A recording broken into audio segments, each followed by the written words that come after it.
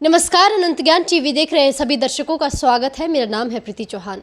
दर्शकों, बहुत सारे एपिसोड्स में आपने देखा कि हमने युवाओं से बातचीत की। चुनाव को लेकर बहुत सारे मुद्दे रहे, महिला सुरक्षा, एजुकेशन, बहुत सारी बातें हमने युवाओं से पूछी और बहुत सारे युवाओं ने बहुत अच्छा अपनी बात रखी। लेकिन कुछ युवा अपनी बात रखने में कहीं ना कहीं असमर्थ रहे। वो कॉलेज के बच्चे थे, एकेडमीज़ के बच्चे थे और बहुत सारे प्रोग्राम्स जो सीखते हैं वहाँ के बच्चे थे। फिलहाल आज हम द स्किल प्लेनेट एकेडमी में आए हैं। यहाँ पर बहुत सारे बच्चे पढ़ने आते हैं, विभिन्न कोर्सेज सीखने आते हैं और ये यहाँ के अध्यापक हैं। आज इनसे बातचीत करते हैं, एक नॉर्मल डिस्कशन जिसको कहते हैं, एक हेल्दी डिस्कशन जिसको कहते हैं कि आखिर बच्चे कैमरे के आगे आने में या ऑफ कैमरा हम बात करें कि मंच पर बोलने में शाय फील क्यों करते हैं, क्यों बच्चे अपनी बात नहीं रख पा रहे हैं आज के समय में, क्योंकि युवाओं का तो आगे आना बहुत इंपॉर्टेंट है। तो आज का ये पूरा एपिसोड इस पर रहने वाला है। फिलहाल हमारे साथ सर मौजूद है। सर, सबसे पहले तो आप दोनों का बहुत बहुत स्वागत करना चाहूँगी। धन्यवाद प्रीति जी। सर, आज आपकी एकेडमी में भी हमने बच्चों से बातचीत की, बहुत सारे बच्चों ने अच्छा भी बोला, खुद आगे आए। लेकिन अगर देखे जाए तो उन बच्चों की संख्या ज़्यादा थी जो बच्चे अपनी बात नहीं रख पाते हैं। आप तो बच्चों से डेली इंटरेक्ट होते हैं, बच्चों से मिलते हैं, बच्चों से बातचीत भी करते हैं, पढ़ाते हैं, बच्चों के बीच में ही रहते हैं। बच्चे क्यों कहीं ना कहीं असमर्थ महसूस करते हैं कैमरे के आगे आने से, या मंच पर अगर खड़ा कर दिया जाए तो बच्चा नहीं बोल सकता? रीज़न क्या है? देखिए प्रीति जी, इसमें तो बहुत सारे रीज़न हो सकते हैं। अब जैसे आपने देखा हो कि हमारा ये शहर है कि सिरमौर में ग्रोइंग है और मैक्सिमम बच्चा हमारे पास जो है गांव से आता है। थोड़ा गांव में जो हमारा एक बच्चों को जो एक स्किल्स मिलती है वो प्रॉपर नहीं मिल पाती है। तो जैसे एज हो जाती है, अब अगर बच्चा बचपन से ही स्किल्स मिलती है, आगे आना शुरू कर देते हैं, वो नहीं मिल पाता है तो अभी घबरा लेते हैं। तो ये भी एक बहुत बड़े रीज़न है। बाकी दूसरा है कि प्रॉपर गाइडेंस है। अगर हम स्कूल्स की बात करें तो बहुत सारे स्टाफ्स की कमी है स्कूल्स वगैरह में, तो प्रॉपर ढंग से जो है उनको गाइडेंस नहीं मिल पाया और वो कतराते हैं। हेजिटेशन बहुत है हमारे बच्चों में, हेजिटेशन सबसे ज़्यादा इम्पोर्टेंट है। और हेजिटेशन यही वजह है कि उनको जो है प्रॉपर मंच नहीं मिला, जो उनको एक फैसिलिटी मिलनी चाहिए थी, एक गाइडेंस की एक फैसिलिटी मिली, वो नहीं मिल पाए। तो यही कारण है कि मैन की डरते हैं। चलिए सर, वो भी बहुत सारे बच्चे हैं जो गांव से ही आते हैं, उनके साथ के ही हैं, लेकिन वो बहुत अच्छा बोल रहे हैं। ऐसा क्यों है कि कुछ बच्चा बहुत अच्छा है, कुछ थोड़ा सा पीछे रह जाते हैं? देखिए, ये बात सही है कि सारे एक जैसे नहीं होते, लेकिन किसी के कोई शार्प माइंडेड होता है, कोई बेझिझक होता है, अलग अलग। अभी हम तुलना ये नहीं कर सकते, एक जैसे सारे होते हैं जी। अब जैसे बोलते हैं एक हाथ की 5 उंगलियां होती है, अलग अलग होती है, अलग अलग होती है। तो अब कई बच्चे थोड़े ठीक होते हैं, डरते नहीं हैं तो बोल लेते हैं, तो उनको तो हम कंपैरिजन नहीं कर सकते। हाँ, कुछ बच्चे ऐसे हैं कि थोड़े ठीक होते हैं और आगे ये भी नहीं कम है, बहुत ज़्यादा हो रहे हैं। अब धीरे धीरे और ज़्यादा डेवलपमेंट हो रही है जी। बहुत सारे अब लड़कियां हैं, अलग अलग फील्ड में बड़ा अच्छा नाम कमा रही है, लड़के हैं, बहुत अच्छा है। तो वो तो एक नेचुरली होता है कि कई होते हैं, तो कईयों को प्रॉपर, जैसे पेरेंट्स किसी के अच्छे होते हैं उनको प्रॉपर गाइड करते हैं, तो ये भी एक रीज़न है। तो गाइड करने के बाद उनको प्रॉपर वो अपने आप को हेजिटेट नहीं करते जी। ये सर ने तो अपनी बात इस पर रख दी है। आपका क्या ओपिनियन है, क्योंकि आप भी बच्चों के बीच में रहते हैं, बच्चे क्यों इतना कतराते हैं, या फिर क्या होना चाहिए? क्या कोई स्पेशल प्रोग्राम्स या गवर्नमेंट की ओर से कोई स्पेशल प्रोग्राम्स क्या होना चाहिए? बच्चे क्यों आगे नहीं आ पाते हैं? देखिए, सबसे पहले तो आप अनंत ज्ञान का मैं जो है धन्यवाद करना चाहता हूँ कि आप हमारे इंस्टीट्यूट में आए, आपने हमें बोलने का मौका दिया। उसके अलावा जैसे कि आपने क्वेश्चन किया कि बच्चे का जो स्किल डेवलपमेंट है वो काफ़ी वीक है, तो इसके ऊपर सर ने आपको बात कही थी कि बच्चे जो है हमारे पास, जो बच्चे मैक्सिमम आते हैं वो 70% बच्चा जो है वो गांव से आता है, ठीक है। लेकिन गांव का जो माहौल है, हम लोग गांव में रहते हैं और आप भी एक गांव से बिलोंग करते हैं, आपने देखा है कि गांव में जो माहौल होता है, बच्चे को एक ऐसा प्रारूप दिया जाता है कि उसको एक लाइक एक पर्दे में रखा जाता है, एक लिमिट्स में उसको रखा जाता है। वो बच्चा जो है एक लिमिट में रह के काम करता है, उसको सिखाया जाता है कि बच्चा ये नहीं करना है, वो नहीं करना है, मतलब उसको एक लिमिट दी जाती है। क्या भाषा भी कहीं ना कहीं मैटर करती है? क्योंकि गांव में तो भाषा ग्रामीण स्तर की बोली जाती है, शहरों में आकर देखिए, भाषा जो मदर टंग जो है ये बहुत ज़्यादा मैटर करती है। हम लोग को मैं खुद गांव से हूँ, हम लोग को मदर टंग को ठीक करने के लिए लगभग हमारे को 4 से 5 साल खुद लगे थे। हम लोग स्किल डेवलपमेंट की ट्रेनिंग करवाते हैं और गांव का जो, जैसे मैं बात करूँगा, स्कूल एजुकेशन सिस्टम जो है वो भी कहीं ना कहीं इसके लिए जिम्मेवार है। हम लोग देखते हैं अभी कुछ बच्चे मेरे पास आते हैं, पढ़ाई करते हैं, तो उनको मैं देखता हूँ तो उनको इंग्लिश के बेसिक वर्ड्स भी पता नहीं है। बहुत छोटे छोटे वर्ड्स जो होते हैं वो भी उनको पता नहीं है, जो कि एक नॉर्मल डेली लाइफ में यूज़ होते हैं हमारे को। तो यहाँ पर कहीं ना कहीं जो है टीचर्स जो है गांव में, क्योंकि गांव में जो मॉनिटरिंग होती है एजुकेशन सिस्टम की, वो उतनी अच्छी नहीं है। जी ये भी कारण है। सर, बच्चों को निखारने के लिए जो स्किल डेवलपमेंट जैसे प्रोग्राम्स चलते हैं, बहुत सारे और भी विभिन्न संस्थाओं के माध्यम से, गवर्नमेंट के माध्यम से चलाए जाते हैं, क्या उसका कोई प्रभाव होता है? क्या बच्चे उससे थोड़ा सा कहीं ना कहीं बदल पाते हैं अपने आप को? जी बिल्कुल बदलते हैं, ऐसा नहीं है कि नहीं बदलते हैं। डिपेंड करता है कि वो कहाँ पे एजुकेशन ले रहा है, वहाँ का स्टाफ कैसा है। ठीक है, प्रोग्राम से हमारे पास भी बहुत सारे प्रोग्राम चले हुए भी, जैसे हिमाचल कौशल विकास निगम है, PMKY है, तो बहुत सारे प्रोग्राम्स हैं जो स्किल्स को ऊपर ज़्यादा फोकस किया जा रहा है। क्या कोई बच्चा ऐसा है जो यहाँ से निकल कर कुछ बहुत अच्छा किया हो? बिल्कुल, बहुत सारे बदलाव बच्चे आया हो? ऐसे, बहुत सारे बच्चे, मैं लिस्ट, बड़ी लंबी लिस्ट बना दूंगा। बहुत सारे बच्चे हैं जो स्किल को, अपने स्किल को बढ़ा के अलग अलग फील्ड में अलग अलग काम करे। बहुत सारे बच्चे हैं और प्रोग्राम भी बहुत सारे चले हुए हैं, ऐसा नहीं है कि नहीं चलाया सरकार ने भी। तो टाइम टू टाइम कोई भी सरकार रही तो उन्होंने बेस्ट टू बेस्ट करने की कोशिश की, हर सरकार ने। जी, मुझे लगता है कि जो हमारा स्पीकिंग स्किल होता है, अपनी बात रखने का जो हमारा एक तरीका होता है, वो सबसे ज़्यादा महत्वपूर्ण होता है। आप किसी भी क्षेत्र में है, आप किस तरीके से अपनी बात को व्यक्त कर पा रहे हैं, वो सबसे ज़्यादा महत्वपूर्ण होता है। तो किस तरीके से बच्चे यहाँ पर सीखते हैं, कि कितना बच्चे लेते हैं जो आप उनको सिखाते हैं?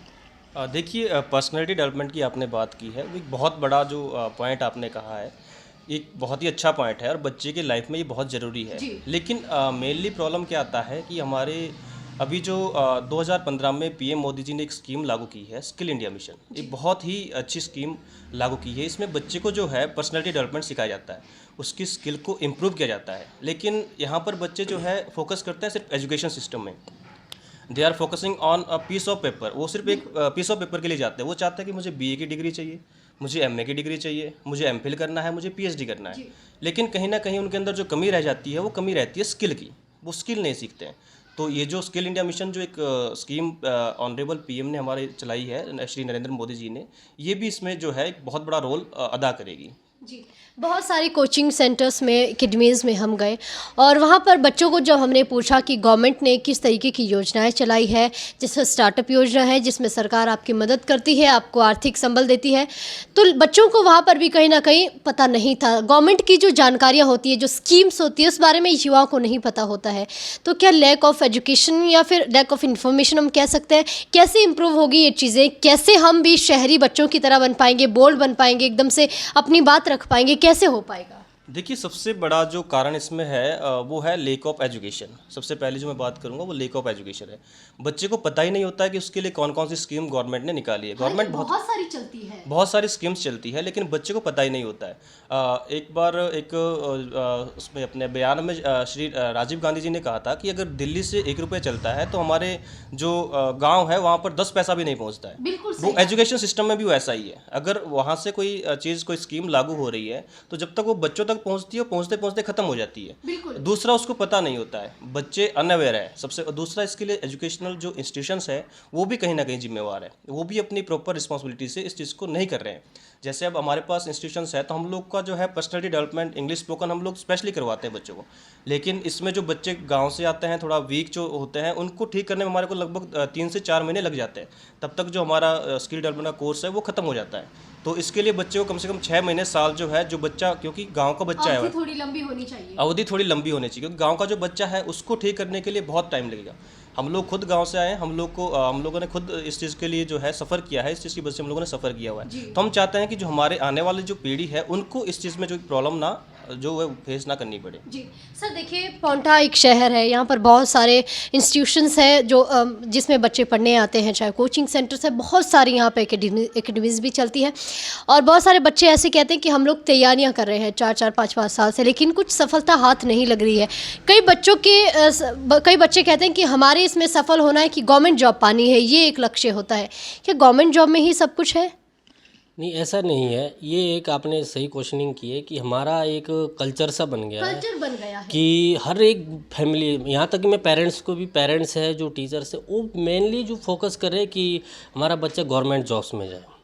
अब हमारे जो है एजुकेशन, हम 90% तक जा रहे हैं, ठीक है, अब 85 से तो हो ही गई 90। अब इतने लोगों के लिए जॉब्स कम हैं, सबको जॉब्स नहीं, गवर्नमेंट जॉब्स नहीं मिल पाएंगी। लेकिन इसके लिए जो है थोड़ा हमें पेरेंट्स को, हम सभी को एक कैंपेन ऐसा चलाना पड़ेगा कि भी गवर्नमेंट जॉब से बेटर आप प्राइवेट सेक्टर में आप सेल्फ एम्प्लॉयमेंट जनरेट कर सकते हो। इसके बहुत सारे बच्चे सफल नहीं हो पा रहे हैं, हताश हो जाते हैं। क्या गवर्नमेंट का इसमें कहीं ना कहीं गवर्नमेंट की खामी है या बच्चों में जुनून का कमी है कहीं ना कहीं? नहीं, देखिए अब हताश तो अब जैसे मान लीजिए कई लोग बोलते हैं कि हमारे पास रोज़गार नहीं, रोज़गार का ढिंढोरा पीटते रहते हैं। बिल्कुल बिल्कुल। लेकिन अगर उसकी मंशा काम करने की है, मंशा काम करने के लिए मैं एक छोटा सा उदाहरण देता हूँ कि हमारे हिमाचल में यहाँ पोंडा साहिब में देखें, एक रेडी वाला हमारा यहाँ का एक नहीं मिलेगा, लेकिन हमारे पास बिहार के लोग आएंगे और हर एक रेडी पर दिन का 2000 रुपये कमा लेते हैं, उनके पास रोज़गार है। लेकिन हमारा हिमाचल का बोलेगा कि हमारे पास रोज़गार नहीं है। तो अगर उसका रोज़गार का मतलब ये है कि गवर्नमेंट जॉब्स है, तो गवर्नमेंट जॉब जितनी गवर्नमेंट के पास स्कीम्स होती, जितनी भी जॉब्स होती है, वो तो कोशिश करती है सरकार भी, अब उनको भी हर चीज़ देखनी पड़ती है। लेकिन अगर सरकार पूरी गवर्नमेंट जॉब्स नहीं भर पा रही, लेकिन हमें स्किल्स लेनी पड़ेगी, हमें सीखना पड़ेगा मेरे को कहाँ से रोज़गार मिलेगा। लेकिन हम यही बोलते हैं कि रोज़गार नहीं है, लेकिन काम भी नहीं करना, तो ये गलत बात है। सेम आपसे भी यही बिल्कुल कम शब्दों में, क्या हर चीज़ के लिए या बेरोजगारी के लिए केवल सरकार ही जिम्मेवार है या युवा स्वयं भी जिम्मेवार है? देखिए, बहुत ही अच्छा क्वेश्चन आपने किया है, जो आपने क्वेश्चन किया है। इसके लिए पहली तो मैं बात कहूँगा कि बच्चा खुद भी जिम्मेवार है, लेकिन कहीं ना कहीं सरकारें भी इस चीज़ के लिए जिम्मेवार है। हम लोग बात करें तो बहुत सारे जो एजुकेशन सिस्टम में हम लोग देखते हैं, बहुत सारे ऐसे एग्ज़ाम्स है जिसमें एग्ज़ाम होने से पहले पेपर लीक हो जाता है। तो बच्चा जो है रिजल्ट नहीं आता है, 3-3 साल 5-5 साल जो है बच्चा जो है कोर्ट केस में फंसा रहता है वो। तो कहीं ना कहीं हमारा आज का युवा जो है वो इतना हताश हो चुका है, बहुत सारे मेरे सुसाइडल थॉट्स आते हैं। इसके अलावा बच्चा जो है 5 से 10 साल तैयारी करने के बाद छोड़ देता है। अब वो बच्चा कहाँ किस फैमिली का प्रेशर है, हर चीज़ का प्रेशर है, घर में कमा के देना है उसको। अब वो बच्चा, मुझे बताइए, जिस बच्चे ने जो है ग्रेजुएशन या पोस्ट ग्रेजुएशन के बाद जो है 5 साल 7 साल तैयारी की है, वो बच्चा अपना स्टार्टअप कहाँ करेगा 30-35 साल की उम्र में? वो पहले तो तैयारी कर रहा था कि उससे एग्जाम करना, सारा जो पैसा था उस पे लग गया, सारा पैसा उस पर लग चुका है। और इसके अलावा जो है उसका जो मोटिव था वो था कि गवर्नमेंट जॉब उसे पानी है। अब वो बच्चा जो है धीरे वो भी कहीं ना कहीं बहुत उम्र के साथ वो जज्बा भी कम होता है और वो हताश इतना हो जाता है कि उसके माइंड में जो है सक्सेस को लेके जो एक वो होता है ना, लेकिन वो चीज़ खत्म हो जाती है, जज्बा जो होता है वो बिल्कुल खत्म हो जाती है। उसकी जो ऑप्टिमिस्टिक जो एक नेचर होता है वो बिल्कुल खत्म हो जाता है। और इसके लिए जो कारण है सबसे बड़ा, मैं कहूँगा सरकारें इसके लिए बहुत बड़ा कारण है। सरकार के ऊपर बहुत सारे जो बच्चों ने सवाल भी उठाए हैं और हम भी कहना चाहेंगे कि सरकार इसके लिए बहुत ज़्यादा जिम्मेवार है। बच्चा भी कहीं ना कहीं जो है वो एजुकेशन सिस्टम की और ज़्यादा भागता है, वो अपने स्किल की और फोकस नहीं करता है। तो बच्चा भी इस चीज़ के लिए थोड़ा सा जिम्मेवार है। लेकिन मेनली जो है गवर्नमेंट भी अपना काम, एजुकेशन सिस्टम जो बहुत, हमारा जो एजुकेशन सिस्टम है वो सबसे ज़्यादा जो वीक मुझे लगता है वो एजुकेशन सिस्टम है। हर सिस्टम में कहीं ना कहीं काम हो रहा है, लेकिन जो एजुकेशन सिस्टम है जो सबसे हाई लेवल पर होना चाहिए था वो आज सबसे लो लेवल पर है। हमारा एजुकेशन सिस्टम के इतने जो मैं कहूँगा खस्ता हालत जो है, एक वर्ड मैं यूज़ करूँगा, वो बिल्कुल खस्ता हालत में है, बहुत बुरे हालत उसके हैं। तो अगर एजुकेशन सिस्टम हमारा ऊपर उठेगा तभी जाकर जो है हमारा देश आगे बढ़ेगा। लेकिन अगर एजुकेशन सिस्टम का ये हालत रहेगा तो अनपढ़ नेता, और फिर वही जो अनपढ़ नेता जो है वो राजनीति करेंगे और लोगों के ऊपर जो है कुशासन करेंगे। जी सर, हर बच्चे से हमने बातचीत की और मैक्सिमम बच्चों का रिजर्वेशन को लेकर अपना मत रहता है कि शिक्षा में रिजर्वेशन कैसे दिया जाता है। आपके अनुसार क्या जाति के आधार पर या किसी और आधार पर रिजर्वेशन ठीक है, या फिर आर्थिकी के आधार पर, या किस आधार पर बच्चों को रिजर्वेशन मिलना चाहिए? क्योंकि जनरल कैटेगरी का बच्चा है वो कहते हैं हमने भी इतने ही साल प्रैक्टिस की है, 1 नंबर से वो रह जाता है, लेकिन किसी और कास्ट के बच्चे जो है वो जो है पास कर जाते हैं वो परीक्षा। किस आधार पर बच्चों को आरक्षण मिलना चाहिए शिक्षा के क्षेत्र में? देखिए, ये क्वेश्चन एक थोड़ा कंफ्यूजिंग, सरकार भी इसमें भी है, सब लोग का जेन्युइन सबका क्वेश्चन है जी। लेकिन उन्होंने कहा एक दो ही आते हैं कि एक आर्थिक आधार पे हो या फिर जाति के आधार पर। लेकिन सरकार के पास भी अभी है कि आर्थिक आधार पर आरक्षण दिए। कहीं ना कहीं आप भी देखते हैं हमारे ग्रामीण क्षेत्र में भी कि जाति के आधार पर हम थोड़ा होता है डोमिनेट कर, छोटी जातियों को किया जाता है। तो उनको उभारने के लिए भी सरकार का जो एक पॉलिसी होती है पब्लिक वेलफेयर, एक तरह से देखा जाए ठीक है, एक और से देखा जाए ठीक है, लेकिन कुछ केसेस में ऐसा भी है कि जितने भी जॉब्स है उसमें एक जो सामान्य वर्ग का लोग है वो कहीं ना कहीं पीछे हट रहे हैं। हैं और हताश भी कहीं ना कहीं हो हाँ, रहे तो हैं। उसके लिए एक हमारा यही सजेशन हो रहेगा कि कोई एक बीच का रास्ता ऐसा अपनाया जाए स्पेशल केसेस में, कि ताकि हर जाति को ध्यान में रखा जाए, हर वर्ग को ध्यान में रखा जाए, ताकि जो एक सामान्य वर्ग के अंदर जो है, जो एक बच्चा बहुत मेहनत कर रहा है, वो 90% वाला वो पीछे रह के, और जो 45 और 60% में आता है उसको जॉब मिल रही है। तो ये भी एक ध्यान में रखना पड़ेगा, इसके बीच में सरकार को कुछ ऐसी पॉलिसी लानी पड़ेगी। जी, स्किल की बात आपने की और हमारे देश में अक्सर ऐसा होता है कि हमारे पेरेंट्स चाहते हैं कि मेरा बच्चा 90% लाए, 95% लाए, लेकिन बच्चा क्या करना चाहता है, बच्चे के अंदर क्या स्किल है। कोई बहुत अच्छा डांस करता है लेकिन परिवार वालों को चाहिए कि पढ़ाई ही करे। कोई बहुत अच्छा सिंगिंग करता है तो उसका वो सपना धरा का धरा रह जाता है। हमारे पेरेंट्स चाहते हैं कि सिर्फ पढ़ाई करे। तो बच्चा सबसे पहले अपने स्किल को कैसे पहचाने और उसमें कैसे निरंतर आगे बढ़े। देखिए, स्किल को पहचानने के लिए जो सबसे बड़ा रोल जो अदा करेंगे वो पेरेंट्स अदा करेंगे। और पेरेंट्स को शिक्षक भी मुझे लगता है। जी, पेरेंट्स सबसे पहले जो है, हमारा पहला शिक्षक जो है वो पेरेंट्स होता है, माता पिता होते हैं। वो जो सबसे पहले है बच्चे की प्रतिभा को पहचानेंगे। उसके बाद जो है शिक्षक को भी इसमें काम करना चाहिए, बच्चे की प्रतिभा के ऊपर उसको जो है वो फोकस करना चाहिए। उसी फील्ड में जो है बच्चे को अपना करियर बनाना चाहिए। बहुत सारे माता पिता सोचते हैं कि हमारा बच्चा जो है बहुत ज़्यादा पढ़ जाएगा, पढ़ लिख लेगा तो वो जो है एक अच्छी जॉब पा लेगा, एक सरकारी जॉब पा लेगा, HS IAS लग लेगा। तो वो एक बहुत बड़ी अचीवमेंट नहीं है। अगर आप खुश नहीं हो उसमें तो वो एक बहुत बड़ी अचीवमेंट आपके लिए नहीं है। जिस फील्ड में आप खुश हो और उस फील्ड में आप अच्छा नाम भी कमा सकते हो, एक अच्छा जो फेम है वो भी आप ले सकते हो। जी, आप लास्ट एक मुद्दे पर बातचीत करेंगे, नशा, क्योंकि आज हर तरफ हम देख रहे हैं युवा नशे में संलिप्त है। पाउंटा साहिब की बात करते हैं, आए दिन यहाँ पर पुलिस नशा पकड़ती है, चरस बहुत ज़्यादा आजकल चली हुई है। तो युवा कैसे नशे में जा रहा है, क्या रीजंस है जो आपको लगता है कि आपने सोसाइटी में ऑब्जर्व किया है और कैसे इसमें से बाहर निकल सकते हैं? देखिए मैडम, रीज़न तो बहुत है, अब रीज़न गिनने की है, लेकिन कहीं ना कहीं इसमें गवर्नमेंट की काफ़ी फेलियर नज़र आती है। कि एक तो सख्त कानून नहीं है। सख्त कानून। हाँ, सख्त कानून मोस्ट इम्पोर्टेंट है, क्योंकि जो आप मान लीजिए ड्रग्स वगैरह लेते हैं, कहाँ से आ रहा है, कैसे आ रहा है, पता है सबको। अगर मान लीजिए कोई शॉप है तो वहाँ से मिल रहा है, लेकिन कहीं ना कहीं जब तक वो कोई उस FIR दर्ज नहीं हुई तो प्रशासन भी नज़रअंदाज करता है। ठीक है। दूसरा है कि हमारा थोड़ा यूथ का भी ऐसा है कि यूथ को मोटिवेशन प्रॉपर ढंग से नहीं मिल रहा है। कुछ ना कुछ अब नशे के लिए भी है कि हर चीज़ को जो है, अब अभी उदाहरण दिया था आपने कि अब जैसे वैकेंसीज नहीं निकल रही, सुसाइडल केस हो रहे, जी, तो इसमें भी एक युवा एक हताश हो जाएगा कि उसने जो प्रिपरेशन की थी, उसने जो अपनी लाइफ इतनी बर्बाद कर दी, जॉब्स नहीं निकल रही है, तो वो अलग रास्ते में पकड़ना शुरू हो जाता है। तो ऐसे भी नशे का प्रकोप बहुत ज़्यादा बढ़ और रहा है। सुसाइड जो करते हैं वो मैक्सिमम IIT NIT जैसे स्टूडेंट्स बहुत करते हैं। इसके जो आंकड़े देखे गए हैं पिछले वर्षों में, वो सबसे ज़्यादा, और सबसे ज़्यादा पढ़े लिखे बच्चे भी, क्योंकि देश के बड़े बड़े संस्थानों में हैं, क्योंकि वहाँ पर मुझे लगता है कि प्रॉपर उस तरीके का नहीं मिल पाता है उनको एनवायरमेंट। बिल्कुल बिल्कुल। पहले, अब ऐसे तो अब भी आ रहे हो कि पहले केसेस आते थे कि भी किसान ने कर दिया, ऐसे कर दिया, लेकिन अब जो है बड़े बड़े संस्थानों के बच्चे जिन्होंने अपने जो काफ़ी लाखों रुपए फीस में देते हैं, सक्सेस नहीं मिल पाती है, या तो नशे में चले जाएगी या फिर सुसाइड अटैम्प्ट कर देंगे। तो ये बहुत सारे केसेस आ रहे हैं। तो इसके लिए कहीं ना कहीं सरकार की भी पॉलिसीज़ है वो जिम्मेवार है। वो सरकार को भी एक ऐसी पॉलिसी बनानी चाहिए, सख्त कानून बनाना चाहिए कि ताकि कंट्रोल हो सके। जी, अभी आपने देखा, अभी मैं भी पढ़ा था, मैं खुद हैरान हूँ कि 17 लोग जो है पाकिस्तान से जो है गुजरात में पकड़े गए, और 80 किलो जो 600 करोड़ का जो नशा है, तो कैसे, ऐसा नहीं है कि वो आगे बस एकदम है, कहीं ना कहीं जो है उसमें किसी ना किसी का तो हाथ है। तो इसके लिए पॉलिसी एक मेन है कि उसके ऊपर सख्त कानून बने ताकि कंट्रोल हो सके। नशे को लेकर सख्त कानून बने, ये आपने बहुत अच्छी बात कही। हालांकि पुलिस तो आए दिन जो है वो कुछ ग्राम चरस पकड़ती है, लेकिन जो बड़ी मछलियां हैं, जो बड़े तस्कर हैं, वो रह जाते हैं। तो इस पर आप क्या कहते हैं कि कैसे नशा निवारण हो सकता है? क्या सिर्फ अवेयरनेस प्रोग्राम चलाकर इसको ख़त्म किया जा सकता है? नहीं, अवेयरनेस प्रोग्राम चलाकर खाली इस चीज़ को जो है ख़त्म नहीं किया जा सकता है। जड़ से आप इसको दूर नहीं कर सकते हैं।